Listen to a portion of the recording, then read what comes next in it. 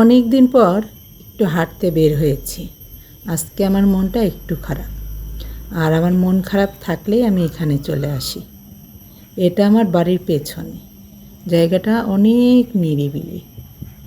এখানে আসলে আমার মনটা কিছুক্ষণের জন্য একটু শান্ত হয়। এই মনটার মধ্যে মাঝে মাঝে অতীতের অনেক কথা মনে পড়ে। ভালো থাকতে চেয়েছিলাম সবাইকে নিয়ে, সেজন্য নিজের সর্বস্ব উজাড় করে দিয়েছিলাম। কিন্তু না, ওরা এটার মর্যাদা দেয়নি, আর উল্টা আমাকে নিঃস্ব করে দিয়েছে। হেরে গেছি আমি ওদের মিথ্যা নাটক, ছলচাতুরি, বাটপারি, বেইমানি, চতুরতার কাছে। আমরা বুঝতেই পারিনি ওদের ওই ক্ষণিকের ভালোবাসাটা আসলে ভালোবাসা নয়, ওটা ওদের একটা প্ল্যান আমাদেরকে নিঃস্ব করার।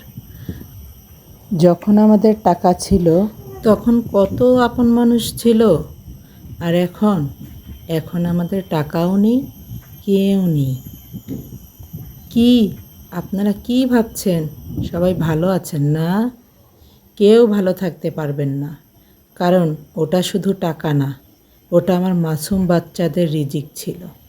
আর কারো রিজিকে আঘাত করে কেউ শান্তিতে থাকতে পারে না। আমি তো কারো ক্ষতি করিনি, তাহলে সবাই মিলে কেন আমার ক্ষতি করলো? ওই যে একটা কথা আছে না, আপনের চেয়ে পর ভালো, আর পরের চেয়ে জঙ্গল ভালো। তো আমি এখন এই জঙ্গলে অনেক ভালো আছি।